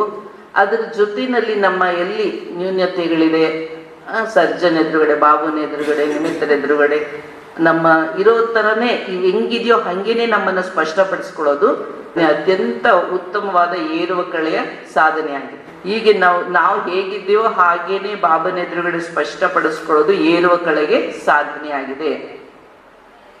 अनेक प्रकार के बुद्धि के ऊपर बोझ समाप्त करने की सरल युक्ति है. ನಮ್ಮ ಬುದ್ಧಿಯ ಮೇಲಿರುವ ಅನೇಕ ಪ್ರಕಾರದ ಹೊರೆಗಳನ್ನ ಸಮಾಪ್ತಿ ಮಾಡಲಿಕ್ಕೆ ಇದು ನಾವು ಇದ್ದಂಗೆನೆ ಭಗವಂತನ ಮುಂದೆ ನಮ್ಮನ್ನು ಒಪ್ಕೊಳ್ಳೋದು. ಇದು ಅತಿ ಸರಳವಾದ ಉಪಾಯವಾಗಿದೆ ಹೊರೆಗಳಿಂದ ಮುಕ್ತರಾಗೋದು. ವ ಸ್ವಯಂ ಕೋ ಸ್ಪಷ್ಟ ಕರ್ನ ಅರ್ಥಾತ್ ಪುರುಷಾರ್ಥ ಕಾ ಮಾರ್ಗ ಸ್ಪಷ್ಟ ಹೋನಾ ಹೇ. ಅಂದ್ರೆ ಈಗ ನಾವು ಯಾವುದೇ ಒಂದು ಸ್ಪಷ್ಟತೆ ಇರ್ಬೇಕಲ್ಲ. ಬಾಬಾ ಏನ್ ಹೇಳ್ತಾರೆ, ನಿಮ್ಮನ್ನ ನೀವು ಬಾಬಾವ್ರ ಎದುರುಗಡೆ ಸ್ಪಷ್ಟಗೊಳಿಸ್ಕೊಳ್ಳಿ. ಆಗ ನಮ್ಮದೇನಿದೆ ತಪ್ಪು ಅಥವಾ ನಮಗೆ ಕೆಲವೊಂದ್ಸಲ ಬಾಬಾರವರು ನಿಮಿತ್ತರ ಮೂಲಕ ಕೆಲವೊಂದೇನೋ ಒಂದೆರಡು ಮಹಾವಾಕ್ಯ ಹೇಳಿದ್ರು ಸಹ ಬಾಬಾರವರಿಂದ ಬಂದಂತ ಇದೊಂದು ಸ್ಪಷ್ಟವಾದ ಒಂದು ನನಗೆ ಮಾರ್ಗದರ್ಶನ ಅಂತ ಮನವರಿಕೆ ಆದಾಗ ನಮ್ಮ ಪುರುಷಾರ್ಥದ ಮಾರ್ಗ ಸ್ಪಷ್ಟವಾಗುತ್ತೆ. ದ್ವಂದ್ವದಲ್ಲಿ ದುವಿಧದಲ್ಲಿ ಆ ಕಡೆನೋ ಈ ಕಡೆನೋ ಅದು ಸರಿನೋ ಅಂತ ಹಾಗೆ ನಾವು ನಿಧಾನ ಮಾರ್ಗ ಮಾಡಬಾರ್ದು. ತೀವ್ರ ಪುರುಷಾರ್ಥ ಮಾಡ್ಬೇಕಾದ್ರೆ ನಮ್ಮ ದಾರಿ ಸ್ಪಷ್ಟ ಮಾಡ್ಕೋಬೇಕಾದ್ರೆ ನಮ್ಮ ಬಗ್ಗೆ ನಾವು ಒಂದು ಸ್ಪಷ್ಟತೆಯನ್ನ ತಗೋಬೇಕು. ಅಷ್ಟು ನಮಗೆ ಯೋಗ ಜ್ಞಾನ ಅಶರೀರಿ ಶಕ್ತಿ ಇದೆ ಅಂದ್ರೆ ನಾವೇನೆ ಬಾಬನ ಮುಂದೆ ಇಟ್ಕೊಂಡು ಮನನ ಮಾಡಿ ಸರಿ ಮಾಡ್ಕೊಳಕ್ಕಾಗುತ್ತೆ. ಆದ್ರೆ ಅದು ಆಗೋದಿಲ್ಲ. ಆಗದೆ ಇದ್ದಾಗ್ಲೇನೆ ಬಾಬಾ ಈ ತರ ಮಾಡಿ ಅಂತ ಹೇಳ್ತಾ ಇರೋದು. ಸ್ವಯಂ ಕೋ ಸ್ಪಷ್ಟತಾ ಸೆ ಶ್ರೇಷ್ಠ ಬನಾನಾ ಹೈ. ಅಂದ್ರೆ ನಮ್ಗೆ ಕ್ಲಾರಿಟಿ ಇರಬೇಕು. ನನ್ನ ಪುರುಷಾರ್ಥ ಏನು, ನಾನು ಬಾಬಾ ಏನ್ ಹೇಳ್ತಾ ಇದ್ದಾರೆ, ನಾನು ಯಾವ ಗುರಿ ತಲುಪಬೇಕು ಅಂತ ನಮ್ಮ ಬುದ್ಧಿನಲ್ಲಿ ಒಂದು ಸ್ಪಷ್ಟತೆ ಇಟ್ಕೋಬೇಕು. ಆಗ ಮಾತ್ರ ನಮ್ಮಲ್ಲಿ ಶ್ರೇಷ್ಠತೆ ಬರ್ಲಿಕ್ಕೆ ಸಾಧ್ಯ ಆಗುತ್ತೆ. ಅದಕ್ಕೆ ಬಾಬಾ ಹೇಳ್ತಾರಲ್ಲ, ಈಗ ಹಾವು ಕಚ್ಚಿದ್ರೆ ವಿಷ ಇರುತ್ತೆ, ಆದ್ರೆ ಈ ಪ್ರಪಂಚದ ಈ ಚಿಂತೆಗಳು ಅವೆಲ್ಲ ನಾವು ಅದ್ರ ಬಗ್ಗೆ ಚಿಂತಿಸ್ತಾನೆ ಒಳಗಡೆ ಏನಾಗುತ್ತೆ, ಅದೇ ಒಂದ್ ರೀತಿನಲ್ಲಿ ದುಃಖ ಆಗುತ್ತೆ. ಅದರಿಂದನೇ ವಿಷ ಏರ್ತಾ ಇರುತ್ತೆ. ಅದರಿಂದನೇ ಒಂದ್ ರೀತಿನಲ್ಲಿ ಆತ್ಮಕ್ಕೆ ಇನ್ನೂ ಸ್ವಲ್ಪ ಹೆಚ್ಚು ನೋವು ಜಾಸ್ತಿ ಆಗುತ್ತೆ. ಅದರಿಂದ ಸ್ವಯಂನ ಸ್ಪಷ್ಟತೆಯ ಮೂಲಕ ಶ್ರೇಷ್ಠ ಮಾಡ್ಕೊಳ್ಳಿ. ಅದು ಏನೇ ಇರ್ಲಿ ಸ್ಪಷ್ಟತೆ ಮಾಡ್ಕೋಬೇಕು. ನಿಮಿತ್ರ ತಿಳ್ಕೊಳ್ಳಿ. ಯಾಕೆಂದ್ರೆ ಎಲ್ರು ಈಗ ಅದೇ ಮಾರ್ಗದಲ್ಲಿ ಹೋಗ್ತಾ ಇರೋದು. ದಾದಿಯವರು 80 ವರ್ಷದವರು, 8 ವರ್ಷದವರು, 8 ತಿಂಗಳಿನವರು ಎಲ್ಲಾರ್ದು ಸೇಮ್ ದಾರಿನೇ. ಅದಕ್ಕೋಸ್ಕರ ಅವರು ಆ ದಾರಿಯಲ್ಲಿ ನಡೆದೇ ಗೆದ್ದಿದ್ದಾರೆ ತಾನು. ನೋಡಿ, ಅವತ್ತಿನ ದಿವಸ ಬಾಬಾ ಮುರಳಿಯಲ್ಲಿ ನುಡಿಸಿದ್ರು, ಅದು ಇವತ್ತು ಓದಿದ್ರೆ ಇವತ್ತು ನಮಗೂ ಮತ್ತೆ ವಿದ್ಯಾರ್ಥಿಗಳಿಗೂ ಅನ್ವಯ ಆಗುತ್ತೆ. ಎಲ್ಲಾರು ಅದೇ ಮಾರ್ಗದಲ್ಲಿ ಇರೋದ್ರಿಂದ ನಾವೇನು ಅದ್ರ ಬಗ್ಗೆ ಏನಾಗುತ್ತೋ ಅನ್ಕೊಳ್ಳೋದು ಬೇಡ. लेकिन करते क्या हो, कुछ बताते कुछ छिपाते और बताते भी है तो कोई सैल्वेशन के प्राप्ति के स्वार्थ के आधार पर. ಆದ್ರೆ ನಾವು ಹೇಗಿದ್ದೀವೋ ಹಾಗೆ ನಾವು ತೋರಿಸ್ಕೊಳ್ಳೋದಿಲ್ಲ, ಅದನ್ನ ಮರೆಮಾಚ್ತಾ ಇರ್ತೀವಿ, ಒಳ್ಳೆತನ ಮಾತ್ರ ತೋರಿಸ್ತಾ ಇರ್ತೀವಿ. ಒಂದ್ ವೇಳೆ ಹೇಳಿದ್ರು ಸಹ ಅಲ್ಲಿ ಏನೋ ಒಂದು ಸ್ವಾರ್ಥ ಇಟ್ಕೊಂಡು ಹೇಳಿರ್ತೀವಿ ಅಂತ ಬಾಬಾ ಹೇಳ್ತೀರಾ ಅಂತ. ಯಾವುದೋ ಒಂದು ನಿಮ್ಗೆ ಸ್ಯಾಲ್ವೇಷನ್ ಸಹಾಯ ಅಥವಾ ಸಹಯೋಗ ಬೇಕಾಗತ್ತೆ. ಆವಾಗ ಹಿಂಗಾಗಿದೆ, ಇದು ಹಿಂಗಾಗ್ತಾ ಇದೆ, ಅದಕ್ಕೋಸ್ಕರ ನನಗೆ ಇದು ಬೇಕು, ಸಹಯೋಗ ಬೇಕು ಅನ್ನುವಾಗ ಮಾತ್ರ ನೀವು ಹೇಳ್ಕೊತೀರಾ ಅದ್ರ ಆಧಾರದ ಮೇಲೆ. चतुराई से अपना केस सज दज कर मनमत और परमत के प्लान अच्छी तरह से बनाकर बाप के आगे व निमित्त बनी हुई आत्माओं के आगे पेश करते हैं. ಚಾಕಚಕ್ಯತೆಯಿಂದ ಆ ಕೇಸನ್ನ ಅಂದ್ರೆ ಆ ಘಟನೆಯನ್ನ ಏನ್ ಮಾಡ್ತೀವಿ, ನಮ್ಮ ಮೇಲೆ ಏನೂ ಬರಬಾರ್ದು ಅಂತ ಬೇರೆಯವರ ತಪ್ಪುಗಳನ್ನ ಬಹಳ ಲಾ ಪಾಯಿಂಟ್ಸ್ ಎಲ್ಲ ರೆಡಿ ಮಾಡ್ಕೊಳ್ತಾರಲ್ಲ, ಅದನ್ನ ಚೆನ್ನಾಗಿ ಬಡದು ಮನಮತ ಮತ್ತು ಪರಮತದಿಂದ ಪ್ಲಾನ್ ಚೆನ್ನಾಗಿ ಮಾಡಿ ಆ ಕೇಸನ್ನ ಬಾಬಾವ್ರ ಎದುರಿಗೆ ಅಥವಾ ನಿಮಿತ್ತರ ಎದುರುಗಡೆ ಅದನ್ನ ಒಪ್ಪಿಸ್ತೀರಾ. बोलानाथ बाप समझ निमित्त बनी हुई आत्माओं को भी बोला समझ चतुराई से अपने आप को सच्चा सिद्ध करने से रिजल्ट क्या होंगे. ಅಂದ್ರೆ ಬಾಬಾ ಅಂತ ಬೋಲಾನಾಥ ಶಿವಬಾಬಾ ನಿಮಿತ್ತರಿಗೂ ಸಹ ಏನ್ ಗೊತ್ತಾಗುತ್ತೆ ಅಂತನ್ಬಿಟ್ಟು ಅವರು ಮುಗ್ಧರಾಗಿರ್ತಾರೆ. ನಾವೇನ್ ಹೇಳ್ತೀವೋ ಅವ್ರಿಗೆ ಅದನ್ನಲ್ಲಿ ನಡೆದಿದ್ದವ್ರಿಗೆ ಏನ್ ಗೊತ್ತಿರುತ್ತೆ ಅಂತನ್ಬಿಟ್ಟು ಮುಗ್ಧರು ಅಂತ ತಿಳ್ಕೊಂಡು ನಮ್ಮನ್ನ ಸರಿ ಅಂತ, ನಮ್ಮನ್ನ ಸತ್ಯ ಅಂತ ಪ್ರೂಫ್ ಮಾಡ್ಲಿಕ್ಕೆ ಹೋಗ್ತೀವಿ. ಬಾಬಾ ಹೇಳ್ತಾರೆ ಆಮೇಲೆ ರಿಸಲ್ಟ್ ಏನಾಗುತ್ತೆ, ನಮ್ಮ ನಡತೆನಲ್ಲಿ ಏನಾದ್ರು ಹೆಚ್ಚು ಕಮ್ಮಿಗಳಾಗಿದ್ದಾಗ ಅಲ್ಲಿ ನಮ್ಮನ್ನ ಸೇಫ್ ಸೈಡ್ ಇಟ್ಕೊಳ್ಳೋಕೆ ನಾವೆಲ್ಲ ಸರಿ ಅಂತ ಸಮರ್ಥಿಸ್ಕೊಳ್ಳುವಂತ ಪಾಯಿಂಟು, ಬೇರೆಯವರನ್ನ ತಪ್ಪು ಅಂತ ದೋಷಿಗಳನ್ನಾಗಿ ಮಾಡುವಂತ ಪಾಯಿಂಟ್ಸ್ನೆಲ್ಲ ರೆಡಿ ಇಟ್ಕೊಂಡೇನೆ ನಾವು ಅದನ್ನ ಹೇಳ್ತೀವಿ. ಅದರಿಂದ ಪರಿಣಾಮ ಏನಾಯ್ತು ಅಂತ ಬಾಬಾ ಕೇಳ್ತಾರೆ. ಬಾಪ್ ದಾದಾ ವ ನಿಮಿತ್ ಬನಿ ಹುಯಿ ಆತ್ಮ ಜಾನ್ತೆ ಹುಯೇ ಭಿ ಖುಷ್ ಕರ್ನೆ ಲಿಯೇ ಅರ್ಥ ಅಲ್ಪ ಕಾಲಕ್ಕೆ ಲಿಯೇ ಹಾಜಿ ಕಾ ಪಾಠ ತೋ ಪಡಾ ಲೇಂಗೆ. ಆಗ ಬಾಪ್ ದಾದಾ ಇರ್ಬಹುದು, ನಿಮಿತ್ತರಾಗಿರ್ಬಹುದು, ಅವರಿಗೆ ನಮ್ಮ ಬಗ್ಗೆ ಅರ್ಥ ಆಗುತ್ತೆ. ಯಾರು ಹೇಳಿಲ್ಲ ಅಂದ್ರೂ ನಮ್ಮ ಸ್ಥಿತಿಗೆ ನಮಗೆ ಅರ್ಥ ಆಗುತ್ತೆ ತಾನೆ. ನಮ್ಮ ಎದುರುಗಡೆ ಯಾರಾದರೂ ಸ್ಟೂಡೆಂಟ್ಸ್ ಆಗಲಿ ಬೇರೆಯವರಾಗಲಿ ಏನೋ ಮಾತಾಡುವಾಗ ಅವರ ವೈಬ್ರೇಷನ್, ಅವ್ರ ಮುಖಭಾವದಿಂದ ವಾಸ್ತವಿಕತೆ ಏನು, ಇವ್ರು ಮಾತಾಡ್ತಾ ಇರೋದೇನು ಅರ್ಥ ಆಗ್ಬಿಡುತ್ತೆ. ಅಂದಮೇಲೆ ಬಾಬಾ ಯಾರನ್ನ ನಿಮಿತ್ತ ಮಾಡಿರ್ತಾರೋ ಅವರಿಗೆ ಬಾಬಾ ಸಹಯೋಗ ಕೊಟ್ಟೇ ಕೊಡ್ತಾರೆ, ಅವ್ರಿಗೆ ಅರ್ಥ ಆಗುತ್ತೆ. क्योंकि जानते हैं कि हर आत्मा का सहन शक्ति, सामना करने की शक्ति कहाँ तक है, तो इस राज को जानते हुए नाराज नहीं होंगे. ನಾನು ಇದ್ದಿದ್ದಂಗೆ ಇವರ ಒಂದು ಸತ್ಯಾಸತ್ಯತೆಯನ್ನು ನಾನು ಹೇಳಿಬಿಟ್ರೆ ಅವರಿಗೆ ತಡ್ಕೊಳಕ್ ಆಗೋದಿಲ್ಲ ಅಂತ ಬಾಬಾ ಅವರ ಬಗ್ಗೆ ಗೊತ್ತಿದ್ರು, ರಹಸ್ಯ ಎಲ್ಲ ಗೊತ್ತಿದ್ರು ಬಾಬಾ ಅವ್ರ ಮೇಲೆ ಬೇಜಾರು ಮಾಡ್ಕೊಂಡಂಗೆ ತೋರಿಸಲ್ಲ.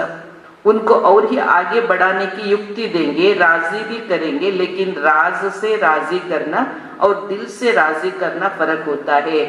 ಅಂದ್ರೆ ಅವರ ಮೇಲ್ಮೇಲೆ ಮಾತಾಡ್ತಾ ಇದ್ರೆ, ಅವರು ಒಳಗಿನ ಮುಚ್ಚಿಟ್ಟು ಇನ್ನೊಂದು ವಿಷಯ ಮಾತಾಡಿದ್ರೆ ಬಾಬಾನು ಅವರಿಗೆ ಅವ್ರಿಗೆ ತಕ್ಕಂಗೆನೆ ಒಂದು ಸಲಹೆ ಕೊಡಬಹುದು. ಆದ್ರೆ ಎರಡು ರೀತಿ ಬಾಬಾ ಹೇಳಿದ್ರು, ರಾಜಿ ಬಿ ಕರೆಂಗೆ ಲೇಕಿನ್ ರಾಜ್ ಸೆ ರಾಜಿ ಕರ್ನ. ಇವ್ರಿಗೆ ಹೇಳಿದ್ರೆ ಬೇಜಾರು ಮಾಡ್ಕೊಳ್ತಾರೆ ಅಥವಾ ಅವರಲ್ಲಿ ತಡ್ಕೊಳ್ಳೋ ಶಕ್ತಿ ಇಲ್ಲ ಅಂತ ಏನ್ ಮಾಡ್ತಾರೆ, ಸರಿ ಹಾಗಿದ್ರೆ ನೀವು ಯೋಗ ಮಾಡ್ರಿ ಹಂಗೆ ಹಿಂಗೆ ಅಂತೇನೋ ಹೇಳ್ಬಹುದು. ಅವರಿಗೆ ಸಂತೋಷ ಪಡಿಸ್ಬೇಕಲ್ಲ ಅಂತ ಅವ್ರಿಗೇನೋ ಒಂದು ಮಾತು ಹೇಳಿ ಸಂತೋಷ ಪಡಿಸಕ್ಕೂ ದಿಲ್ಸೆ ರಾಜೀಕರಣ. ಯಾವಾಗ ಸತ್ಯವಂತರು ಸತ್ಯವಾಗಿ ಹೇಳ್ಕೊಳ್ಕೊಳ್ತೀವಿ ಆಗ ಬಾಬನಿಗೂ ಮನಸ್ಪೂರ್ವಕವಾಗಿ ಕರುಣೆ ಬರುತ್ತೆ. ಈ ಆತ್ಮ ನನ್ನ ಹತ್ರನೇ ಬಂದಿದ್ದಾರೆ, ನನ್ನಿಂದಲೇ ಅವರಿಗೆ ಸದ್ಗತಿ ಸಿಗ್ಬೇಕು, ಜೀವನ್ ಮುಕ್ತಿ ಸಿಗ್ಬೇಕು, ನಾನೇ ಜವಾಬ್ದಾರ ಆಗಿದ್ದೀನಿ, ಇವರು ಉನ್ನತಿ ಆಗ್ಲಿ ಅಂತ ಮನಸ್ಸಿನಿಂದ ಅವರಿಗೆ ಸಲಹೆ ಸಹಯೋಗ ಕೊಟ್ಟು ಸಂತುಷ್ಟ ಪಡಿಸೋಕ್ಕೂ ವ್ಯತ್ಯಾಸ ಇರುತ್ತೆ ತಾನೆ. तो बनने चतुर चाहते हैं लेकिन बोले बन जाते हैं. ಆವಾಗ ಪರಮಾತ್ಮನಿಂದ ಏನ್ ತಗೋಬೇಕೋ ತಗೊಳಕ್ಕಾಗಲ್ಲ, ಚಾತುರ್ಯತೆ ತೋರಿಸ್ಲಿಕ್ಕೆ ಹೋಗ್ತಾರೆ, ಆದ್ರೆ ಅವರೇ ಆತ್ಮವಂಚನೆ ಮಾಡ್ಕೊಂಡು ಮುಗ್ಧರಾಗಿ ಹೋಗ್ತಾರೆ. ಕೈಸೆ ಜೋ ತೋಡೆ ಮೇ ರಾಜಿ ಹೋ ಜಾತೆ ಹೈ, ಹಾರ್ ಕೋ ಜೀತ್ ಸಮझ लेते हैं. ನಿಮಿತ್ತರ ಹತ್ರ ಅಥವಾ ಬಾಬಾವ್ರ ಹತ್ರ ಇದ್ದಂಗೆ ಸ್ಪಷ್ಟ ಪಡಿಸದೆ ಮುಚ್ಚಿ ಅದನ್ನ ಮೇಲ್ನೋಟಕ್ಕೆ ಒಂದು ಚೆನ್ನಾಗಿದ್ದೀವಿ ಅಂತ ಅಥವಾ ಒಂದು ನನ್ ತಪ್ಪಿಲ್ಲ ಅಂತಾನೆ ಮಾತಾಡಿ ಘಟನೆಯನ್ನ ಹೇಳ್ತಾರೆ, ಅದ್ರಲ್ಲಿ ನನ್ನ ತಂದೇನು ತಪ್ಪಿಲ್ಲ ಅಂತ ತೋರಿಸ್ಕೋತಾರೆ. ಹೀಗೆಲ್ಲ ಮಾಡ್ತಾ ಸೋಲನ್ನೇ ಗೆಲುವು ಅಂತ ಭಾವಿಸ್ತಾ ಇರ್ತಾರೆ. ಅಂದ್ರೆ ನಾವ್ ಏನ್ ಮಾಡಿದ್ರು ಬಾಬಾ ಅವ್ರಿಗೋ ಇನ್ಯಾರಿಗೋ ಮಾಡಲ್ಲ, ನಮ್ಮ ಆತ್ಮಕ್ಕೆ ನಾವೇ ವಂಚನೆ ಮಾಡ್ಕೋತೀವಿ. तो हई जन्म जन्म की हार लेकिन अलग काल की प्राप्ति में राजी हो, अपने आप को सयाना होशियार समझ विजयी मान बैठते हैं. ಈ ಸಂಗಮದಲ್ಲಿ ಒಂದೊಂದು ಕರ್ಮಗಳು ಜನ್ಮ ಜನ್ಮದ ಸೋಲು ಗೆಲುವಿನ ಪ್ರಶ್ನೆ, ಒಂದು ಜನ್ಮದಲ್ಲ. बाप को ऐसे बच्चों पर रहम भी पड़ता है कि समझदारी की पर्दे के अंदर अपने ऊपर सदा काल के अकल्याण के निमित्त बन जाते हैं. तो फिर बाप दादा क्या कहेंगे, श्रेष्ठ पुरुषार्थ की भावी नहीं. ಹೀಗೆ ಇಂಥ ಮಕ್ಕಳನ್ನ ನೋಡಿ ಬಾಬಾ ಅವರಿಗೆ ದಯೆ ಬರುತ್ತೆ. ಜಾಣತನದ ಪರದೆಯೊಳಗೆ ಸದಾ ಕಾಲಕ್ಕಾಗಿ ತಮ್ಮ ಅಕಲ್ಯಾಣವನ್ನ ಮಾಡ್ಕೊಂಡ್ಬಿಡ್ತಾರೆ. ಅಂದ್ರೆ ಈ ಒಂದು ಪ್ರಾಮಾಣಿಕತೆ ಸತ್ಯತೆ ಇಲ್ಲ, ಮುಚ್ಚುಮರೆ ಮಾಡ್ತೀವಿ ಅಂದ್ರೆ ಅದು ಏನ್ ಮಾಡ್ಕೊಂಡಂಗೆ, ಈ ಜಾಣತನ ಅನ್ನೋ ಪರದೆ ಮುಚ್ಚಿಕೊಂಡು ತಮ್ಮ ಸದಾ ಕಾಲಕ್ಕಾಗಿ ತಮ್ಮ ಅಕಲ್ಯಾಣಕ್ಕೆ ನಿಮಿತ್ತರಾಗ್ತದೆ. ಅದಕ್ಕೆ ಯಾರು ಯಾರಿಗೂ ಕೆಡುಕನ್ನ ಮಾಡೋದಿಲ್ಲ, ನಮಗ್ ನಾವೇ ಕೆಡುಕು ಮಾಡ್ಕೋದು. ಸಮಸ್ಯೆ ಹೊರಗಡೆ ಇಲ್ಲ, ಸಮಸ್ಯೆ ಇರೋದು ಸಮಸ್ಯೆ ನಾನೇ ಆಗಿದ್ದೀನಿ ಅಂತ ನಮ್ಗೆ ಅರ್ಥ ಆಗುತ್ತೆ ಅಂದ್ರೆ ನಾವು ಮುಚ್ಚಿಡೋದ್ರಿಂದ ನಾವೇ ಸಮಸ್ಯೆ ದೊಡ್ಡದು ಮಾಡ್ಕೊಂಡ್ವಿ. ಫಿರ್ ಬಾಪ್ ದಾದಾ ಕ್ಯಾ ಕಹೆಂಗೆ, ಶ್ರೇಷ್ಠ ಪುರುಷಾರ್ಥಿ ಭಾವಿ ನಹಿ, ಒಳ್ಳೆ ಪುರುಷಾರ್ಥ ಮಾಡೋದು ಇವರ ಭಾಗ್ಯದಲ್ಲಿಲ್ಲ ಅಂತ. ಹಾನೆಸ್ಟಿನ ಬಗ್ಗೆ ಇನ್ನೊಂದು ಪಾಯಿಂಟ್ ಇದೆ. हानेस्ट अर्थात किसी भी बात के आधार पर फाउंडेशन ना हो, हर एक बात के अनुभव के आधार पर, प्राप्ति के आधार पर फाउंडेशन हो. हानेस्ट ಅಂದ್ರೆ ಯಾರದ್ದೇ ಮಾತುಗಳ ಆಧಾರದ ಮೇಲೆ ನಮ್ಮ ಜೀವನದ ಅಸ್ತಿತ್ವ ಇರಬಾರ್ದು. ಅಂದ್ರೆ ಡಿಪೆಂಡ್ ಆಗಿರಬಾರ್ದು ಯಾರ ಮೇಲೂ, ಯಾರ ಹೊಗಳಿಕೆ ಮೇಲೆ, ಯಾವ ಸ್ಥಾನಮಾನದ ಮೇಲೆ. ಯಾರೋ ನಮ್ಮನ್ನು ಖುಷಿ ಪಡಿಸ್ಬೇಕು, ಯಾರೋ ಹೊಗಳಬೇಕು, ಯಾರೋ ಏರಿಸ್ಬೇಕು, ಈ ತರ ಡಿಪೆಂಡ್ ಆಗಿರೋದಿಲ್ಲ. ಹಾನೆಸ್ಟ್ ಆಗಿರೋರು ಸ್ವಂತ ಸ್ಥಿತಿಯ ಮೇಲೆ, ಸ್ವಂತ ಆತ್ಮ ತೃಪ್ತಿಯ ಮೇಲೆ ಮಾಡ್ತಾರೆ. ನಾನ್ ಮಾಡೋ ಸೇವೆ ನನ್ನ ಆತ್ಮಕ್ಕೆ ತೃಪ್ತಿ ಕೊಟ್ಟಿದೆ, ಅದು ಮುಖ್ಯ ತಾನೆ. ಹೀಗೆ ಫೌಂಡೇಶನ್ ಬೇರೆ ವಿಷಯಗಳ ಮೇಲೆ ಆಧಾರ ಇರಬಾರ್ದು. ಹರೇಕ್ ಬಾತ್ ಕಾ ಅನುಭವಕ್ಕೆ ಆಧಾರ ಪರ್, ಪ್ರಾಪ್ತಿಗೆ ಆಧಾರ ಪರ್ ಫೌಂಡೇಶನ್. ಅದು ನಮ್ಮ ಸ್ವಂತ ಅನುಭವ, ಇದರಿಂದ ನನ್ನ ಆತ್ಮಕ್ಕೆ ಪ್ರಾಪ್ತಿಯಾಗಿದೆ, ಇದರ ಮೇಲೆ ನಮ್ಮ ಅಡಿಪಾಯ ನಿಂತಿರಬೇಕು. बात बदली और फाउंडेशन बदला, निश्चय से संशय में आ गए, और क्यों कैसे की क्वेश्चन में आए, इस प्राप्ति के आधार से अनुभव नहीं कहेंगे। ऐसे कमजोर फाउंडेशन छोटी सी बात में हलचल कर देता है। ಹೀಗೆ ಯಾವಾಗ ನಾವು ಯಾವುದೋ ಆಧಾರ ಇಟ್ಕೊಳ್ತೀವಿ, ಹೊಗಳಿಕೆ, ಸ್ಥಾನಮಾನ, ಹೀಗೆ ಬೇರೆಯವರ ಮಾತು ಮನಸ್ಸುಗಳ ಆಧಾರದ ಮೇಲೆ ನಮ್ಮ ಸ್ಥಿತಿ ಎಂಬ ಫೌಂಡೇಶನ್, ನಮ್ಮ ಖುಷಿ ಡಿಪೆಂಡ್ ಆಗಿತ್ತು ಅಂದ್ರೆ ನಾಳೆ ಏನೇ ಸಣ್ಣ ಪುಟ್ಟ ಹೆಚ್ಚು ಕಮ್ಮಿ ಆದ್ರೂ ಪ್ರಶ್ನೆಗಳಲ್ಲಿ ಬಂದ್ಬಿಡ್ತೀವಿ. ಅವಾಗ ನಮಗೆ ಪ್ರಾಪ್ತಿಯ ಸ್ವರೂಪದ ಅನುಭವ ಆಗೋದಿಲ್ಲ. ಅದರಿಂದ ದುರ್ಬಲ ಆಧಾರ ಇಟ್ಕೋಬಾರ್ದು. ವ್ಯಕ್ತಿ ವಸ್ತು ವೈಭವಗಳಲ್ಲಿ ಏನಾಗಿದೆ, ದುರ್ಬಲ ಆಧಾರ. ಈ ಕರೋನಾ ಟೈಮಲ್ಲಿ ನೋಡ್ತಿದ್ದೀವಲ್ಲ. तो कमजोर फाउंडेशन छोटी सी बात में हलचल पैदा कर देता है। जैसे आजकल के एक रमणीक बात बाप के आगे क्या रखते हैं, 77 तक पवित्र रहना था, अब तो ज्यादा समय पवित्र रहना मुश्किल है। ಹೀಗೆ ಇದೊಂದು ರಮಣೀಯವಾದ ಮಾತು. ಅವ್ರು ಏನ್ ಹೇಳ್ತಿದ್ರಂತೆ, 76 ಅಂದ್ರೆ 77ರವರೆಗೂ ಪವಿತ್ರವಾಗಿರ್ಬೇಕು ಅನ್ಕೊಂಡಿದ್ವಿ, ವಿನಾಶ ಆಗುತ್ತೆ ಅಂದ್ರೆ ಅದಕ್ಕೋಸ್ಕರನೇ ವಿನಾಶ ಆಗುತ್ತೆ, ಇದ್ಬಿಡೋಣ ಅಂತ. ಆಗ್ಲಿಲ್ಲಲ್ಲ. ಈಗ अब ज्यादा समय पवित्र रहना मुश्किल है, इसलिए बाप के ऊपर ಅಂದ್ರೆ ಬಾಬನ ಮೇಲೆ ತಪ್ಪಾಕಿ ತಾವು ಮಾಡ್ಕೊಂಡು, ಬಾಬಾ ಹೇಳಿದ್ರೆ ಆಗುತ್ತೆ ವಿನಾಶ ಅಂತ, ಆಗಿಲ್ಲ. ಬಾಬಾ ಹಿಂಗೆ ಹೇಳೋದು ಯಾಕೆ ಹೇಳ್ಬೇಕಿತ್ತು ಅಂತ ಬಾಬನ ಮೇಲೆ ದೋಷ ಹಾಕಿದ್ರು. खुद को निर्दोष बनाकर खुदा को दोषी बना देते हैं. ಹೀಗೆ ತಾನು ಪವಿತ್ರತೆಯ ಒಂದು ಜೀವನ ಪರ್ಯಂತ ಸಂಸ್ಕಾರ ನನಗಿಷ್ಟ, ಅದು ಬೇಕು ಅಂತ ತನ್ನ ಫೌಂಡೇಶನ್ ಮೇಲೆ ತಾನು ಸೆಲೆಕ್ಟ್ ಮಾಡ್ಕೊಂಡಿಲ್ಲ, ಬಾಬನ ಮಾತುಗಳ ಮೇಲೆ ಹಾಕಿದ್ರು. लेकिन ब्राह्मण पवित्रता ब्राह्मणों की निजी संस्कार है, हद के संस्कार नहीं. हद की पवित्रता अर्थात एक जन्म की पवित्रता हद का संन्यास है. बेहद के सन्यासी जन्म जन्मांतर के लिए अपवित्रता का संन्यास है. बाप दादा ने पवित्रता के लिए कभी समय की सीमा दी थी? स्लोगन में भी लिए लिखते हो, बाप से सदा काल के लिए पवित्रता सुख शांति का वर्षा लो. समय के आधार पर पवित्र रहना, इसको कौन सी पवित्रता की स्टेज कहेंगे? तो इससे सिद्ध है स्वयं के ಅನುಭವ और ಪ್ರಾಪ್ತಿ के आधार पर ಫೌಂಡೇಶನ್ नहीं. ಅಂದ್ರೆ ಯಾವುದೇ ಮಾತುಗಳ ಮೇಲೆ ಅವಲಂಬನೆ ಇರಬಾರ್ದು ನಮ್ಮ ಧಾರಣೆ. ಇದರಿಂದ ಗೊತ್ತಾಗುತ್ತೆ ತನ್ನಗೆ ಪವಿತ್ರತೆ ಒಳ್ಳೆಯದು ಅಂತ ತನ್ನ ಅನುಭವದಿಂದ, ತನ್ನಗೆ ಪವಿತ್ರತೆಯ ಪ್ರಾಪ್ತಿಯ ಆಧಾರದಿಂದ ಅವರು ಪವಿತ್ರವಾಗಿರುವುದು ಕಲ್ತಿಲ್ಲ, ಆ ಫೌಂಡೇಶನ್ ಸರಿ ಇಲ್ಲ. तो हानेस्ट बच्चों का ये लक्षण नहीं है. ಇದು ಪ್ರಾಮಾಣಿಕ ಮಕ್ಕಳ ಲಕ್ಷಣ ಅಲ್ಲ. ಅಂದ್ರೆ ಪ್ರಾಮಾಣಿಕತೆ ಎಲ್ಲ ಕ್ಷೇತ್ರದಲ್ಲೂ ಬಂದ್ಬಿಡುತ್ತೆ, ಯೋಗದಲ್ಲೂ, ಜ್ಞಾನದಲ್ಲೂ, ಧಾರಣೆನಲ್ಲೂ, ಸೇವೆನಲ್ಲೂ. ಅದಕ್ಕೆ 4 ಸಬ್ಜೆಕ್ಟ್ ಇದೆಯಲ್ಲ, ಜ್ಞಾನ, ಯೋಗ, ಧಾರಣೆ, ಸೇವೆ. ಅದ್ರ ಜೊತೆಯಲ್ಲಿ 5ನೇ ಸಬ್ಜೆಕ್ಟು ಒಂದು ಪ್ರಾಮಾಣಿಕತೆ ಮತ್ತು ಹೊಂದಾಣಿಕೆ. ಇದು ಬಹಳ ಮುಖ್ಯವಾಗಬೇಕು. ಅದೆರಡು ಇಲ್ಲ ಅಂದ್ರೆ 4 ಸಬ್ಜೆಕ್ಟ್ ಇದ್ರೂ ಮತ್ತೆ ಫೇಲ್ ಆಗ್ತವೆ. 5ನೇ ಸಬ್ಜೆಕ್ಟ್ ಸರಿ ಇಲ್ಲ ಅಂದ್ರೆ ಪ್ರಾಮಾಣಿಕತೆ ಬೇಕು ಮತ್ತು ಹೊಂದಾಣಿಕೆ. ಇದೆರಡು ಬಹಳ ಮುಖ್ಯವಾಗಿ ಬ್ರಾಹ್ಮಣ ಜೀವನದಲ್ಲಿ, ಸಂಘಟನೆಯಲ್ಲಿ ಬೇಕೇ ಬೇಕು. 4 ಸಬ್ಜೆಕ್ಟ್ ಪಾಸ್ ಆದ್ರೂ ಈ 5ನೇ ಸಬ್ಜೆಕ್ಟ್ ಅಲ್ಲಿ ಫೇಲ್ ಆಗುತ್ತೆ. ಪ್ರಾಮಾಣಿಕತೆಯಲ್ಲಿ, ಹೊಂದಾಣಿಕೆನಲ್ಲಿ 4 ಸಬ್ಜೆಕ್ಟ್ ಪಾಸ್ ಆಗಿದ್ದ ಲೆಕ್ಕಕ್ಕೆ ಬರೋದೇನೇ ಇಲ್ಲ. तो समय के आधार पर पवित्र रहना, इसको कौन सी पवित्रता की स्टेज कहेंगे? इससे सिद्ध है स्वयं का अनुभव और प्राप्ति के आधार पर फाउंडेशन नहीं. तो हानेस्ट बच्चों का ये लक्षण नहीं है. हानेस्ट अर्थात सदा होलिएस्ट. समझा? हानेस्ट किसको कहा जाता है? हानेस्ट ಅಂದ್ರೆ ಸದಾ ಪರಮ ಪೂಜ್ಯರು, ಪ್ರಾಮಾಣಿಕರು ಅಂದ್ರೆ ಸದಾ ಪರಮ ಪೂಜ್ಯರು. ಅರ್ಥ ಆಯ್ತಾ? ಹಾನೆಸ್ಟ್ ಅಂತ ಯಾರಿಗೆ ಯಾವುದಕ್ಕೆ ಕರೆಯಲಾಗುತ್ತೆ ಅಂತ? ಪವಿತ್ರತೆ ಅಂದ್ರೆ ಸತ್ಯತೆ, ಸತ್ಯತೆ ಅಂದ್ರೆ ಪ್ರಾಮಾಣಿಕತೆ, ಪ್ರಾಮಾಣಿಕತೆ ಅಂದ್ರೆ ಪರಮ ಪೂಜ್ಯತೆ.